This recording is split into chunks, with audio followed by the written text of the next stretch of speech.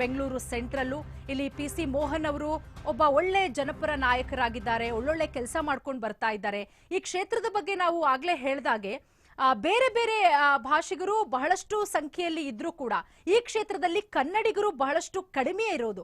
Bengaluru central ಅಲ್ಲಿ ತಮಿಳರು 5.5 ಲಕ್ಷ ಇದ್ದಾರೆ, Muslim ಮತದಾರರು 4.5 ಲಕ್ಷ ಇದ್ದಾರೆ. ಇನ್ನು ಈ ಚಿಕ್ಕಪೇಟೆ ಆಸುಪಾಸಿನಲ್ಲಿ ಬಂದ್ರೆ ಈ ಮಾರ್ವಾಡಿಗಳು ಬಹಳಷ್ಟು ಸಂಖ್ಯೆಯಲ್ಲಿ ಇದ್ರೂ ಕೂಡ ಆದ್ರೆ ಇಲ್ಲಿ ಗೆಲ್ತಾ ಬರ್ತಾ ಇರೋದು ಯಾವುದೇ ಸಮುದಾಯದವರು ಅಂದ್ರೆ ಬೇರೆ ಬೇರೆ ಸಮುದಾಯದವರಲ್ಲ. ಇಲ್ಲಿ ಬಿಜೆಪಿ ಬಹಳಷ್ಟು ದೊಡ್ಡ ಮಟ್ಟದಲ್ಲಿ ಗೆಲುವನ್ನ ಸಾಧಿಸಿಕೊಂಡು ಬರ್ತಾ ಇದೆ. ಮತ್ತೊಂದು ಕಡೆ ಬೆಂಗಳೂರು ಸೆಂಟ್ರಲ್ ಲೋಕಸಭಾ ಕ್ಷೇತ್ರದಲ್ಲಿ ಒಟ್ಟು ಬರೋದು 8 ವಿಧಾನಸಭಾ ಕ್ಷೇತ್ರಗಳು. ಇಲ್ಲಿ ಎಷ್ಟೆಷ್ಟು ಮತದಾರರಿದ್ದಾರೆ? ಈ 8 ವಿಧಾನಸಭಾ ಕ್ಷೇತ್ರದಲ್ಲಿ ಕಾಂಗ್ರೆಸ್ ಅವರು ಎಷ್ಟು ಗೆದ್ದಿದ್ದಾರೆ, ಬಿಜೆಪಿ ಅವರು ಎಷ್ಟು ಗೆದ್ದಿದ್ದಾರೆ, ಇಲ್ಲಿ ಜೆಡಿಎಸ್ ಪಕ್ಷ ಇದೆಯಾ ಇಲ್ವಾ, ಎಲ್ಲವನ್ನ ಕೂಡ ಒಂದೊಂದಾಗಿ ನೋಡ್ತಾ ಹೋಗೋಣ. ನೋಡಿ, ವಿಧಾನಸಭಾವಾರು ಮತದಾರರು ನೀವು ಗಮನಿಸ್ತಾ ಇದ್ದೀರಾ, ನಾವು ಕೂಡ ನಿಮ್ಗೆ ಅಲ್ಲಿ ವಿಂಡೋ ಮಾಡಿ ತೋರಿಸ್ತಾ ಇದ್ದೀವಿ, ನೀವು ಕೂಡ ಗಮನಿಸಬಹುದು.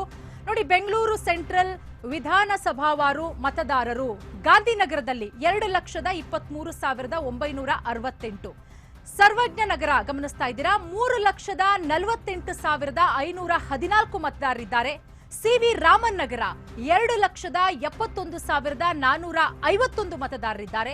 ಹಾಗೆ ಶಿವಾಜಿನಗರದಲ್ಲಿ 1,91,594 ಮತದಾರರಿದ್ದಾರೆ. ಹಾಗೆ ಶಾಂತಿನಗರದಲ್ಲಿ 2,18,672 ಮತದಾರರಿದ್ದಾರೆ.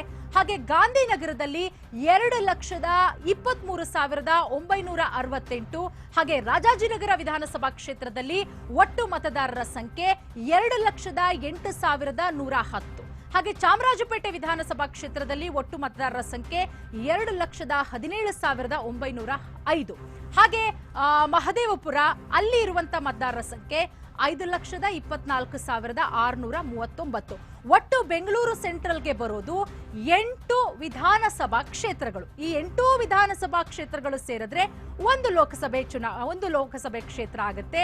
ಆ ಲೋಕಸಭೆಗೆ ಹ್ಯಾಟ್ರಿಕ್ ಗೆಲುವನ್ನ ಪಡ್ಕೊಂಡು ಬರ್ತಾ ಇರೋದು ಕಳೆದ 3 ಬಾರಿಯಿಂದಲೂ ಕೂಡ ಪಿಸಿ ಮೋಹನ್ ಅವರು. ನೋಡಿ, ನಾವು ಗಮನಿಸ್ತಾ ಇದ್ವಿ ಇಲ್ಲಿಯ ಪ್ರಾಬಲ್ಯ ಹೇಗಿದೆ, ಬೆಂಗಳೂರು ಸೆಂಟ್ರಲ್ದು ಯಾವ್ಯಾವ ರೀತಿಯ ಸಮುದಾಯದವರು ಎಷ್ಟೆಷ್ಟು ಜನ ಇದ್ದಾರೆ.